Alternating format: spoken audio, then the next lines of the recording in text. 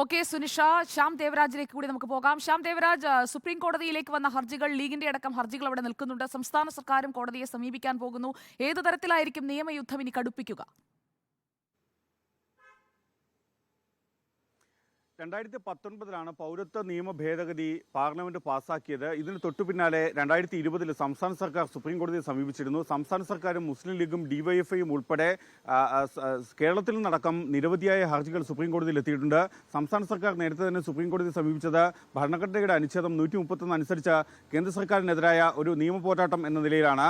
അതിന് സുപ്രീം കോടതിയാണ് സമീപിക്കേണ്ടത്. കേരളത്തിന്റെ ഹർജി ഇതിനകം തന്നെ ഹർജി ഫയലിൽ സ്വീകരിക്കുകയും അത് വാദത്തിനായി മാറ്റിവെച്ചിരിക്കുകയാണ്. പക്ഷേ കഴിഞ്ഞ 3 വർഷത്തിലധികമായി ഈ CAA വിഷയത്തിന്മേൽ, പൗരത്വ ഭേദഗതി നിയമത്തിന്മേൽ എന്തെങ്കിലും ഒരു വാദം കാര്യമായ രീതിയിൽ സുപ്രീം കോടതിയിൽ നടന്നിട്ടില്ല. പക്ഷേ പൗരത്വ ഭേദഗതി നിയമത്തിന്റെ ചട്ടങ്ങൾ കൂടി ഇന്നലെ കേന്ദ്രം വിജ്ഞാപനം ചെയ്തതോടുകൂടി, നിയമം പ്രാബല്യത്തിൽ വന്നതോടുകൂടി ഇതിനെതിരെ വീണ്ടും ഇതേ കാര്യം തന്നെ, ഈ ഹർജി തന്നെ വീണ്ടും സുപ്രീം കോടതിയുടെ മുന്നിൽ ഉന്നയിക്കുകയും ഇന്ന് അടിയന്തരമായി ഉന്നയിക്കാനാണ് ഡിവൈഎഫ്ഐയും മുസ്ലിം ലീഗും സംസ്ഥാന സർക്കാരും ഉൾപ്പെടെയുള്ള കക്ഷികൾ ശ്രമിക്കുന്നത്. ഇന്ന് chief justice doctor DY Chandrachud അധ്യക്ഷനായ ബെഞ്ചിന് മുന്നിൽ ആണ് ഈ ഹർജികൾ വീണ്ടും പരിഗണിക്കണമെന്ന് ആവശ്യപ്പെടുക.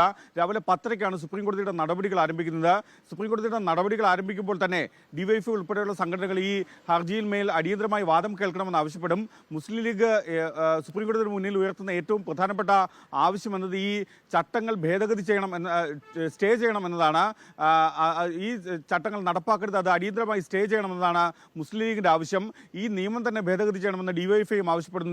നിയമം ഭരണഘടനയുടെ അനുച്ഛേദം 14 അനുസരിച്ചുള്ള തുല്യതയ്ക്ക് വിരുദ്ധമാണ് എന്നാണ് സംസ്ഥാന സർക്കാർ നൽകിയ ഹർജിയിലെ വാദവും. രാജ്യമെമ്പാടുമുള്ള ഏതാണ്ട് 200-ലധികം സംഘടനകളും രാഷ്ട്രീയ പ്രസ്ഥാനങ്ങളും ഉൾപ്പെടെ 200-ലധികം ഹർജികളാണ് സുപ്രീം കോടതിയുടെ പരിഗണനയിലുള്ളതും. അതുകൊണ്ട് തന്നെയാണ് പ്രത്യേകിച്ചും ലോക്സഭാ തെരഞ്ഞെടുപ്പ് കൂടി അടുത്തിരിക്കുന്ന ഘട്ടത്തിൽ സുപ്രീം കോടതി ഇതിന്മേൽ അടിയന്തരമായി വാദം കേൾക്കുമോ എന്നാണ്, ഇന്ന് സുപ്രീം കോടതിയിൽ നിന്ന് എന്ത് നിലപാടുണ്ടാകുമെന്നതാണ് ഇതിന്മേൽ ഏറ്റവും പ്രധാനം. പ്രത്യേകിച്ചും എന്തെങ്കിലും പരാമർശങ്ങൾ ഉണ്ടാകുമോ എന്നത്, തെരഞ്ഞെടുപ്പ് കൂടി അടുത്തിരിക്കുന്ന പശ്ചാത്തലത്തിൽ സുപ്രീം കോടതിയിൽ നിന്നുള്ള ഓരോ പരാമർശവും CAA നിയമത്തിനെതിരാണ് എങ്കിൽ അത് കേന്ദ്ര സർക്കാരിന് കൂടി തിരിച്ചടിയാകും, അല്ലെങ്കിൽ അത് വിമർശനാത്മകമാകും.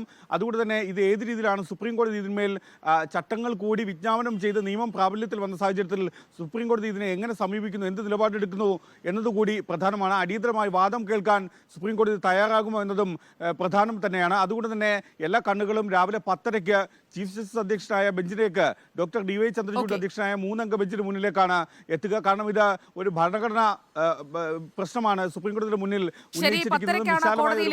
ഹർജികൾ പരിഗണിക്കുന്നത് എത്തുന്നത്. അപ്പോൾ തന്നെ നമുക്ക് വീണ്ടും ഈ വാർത്തയിലേക്കും ശ്യാമിലേക്കും എത്താം.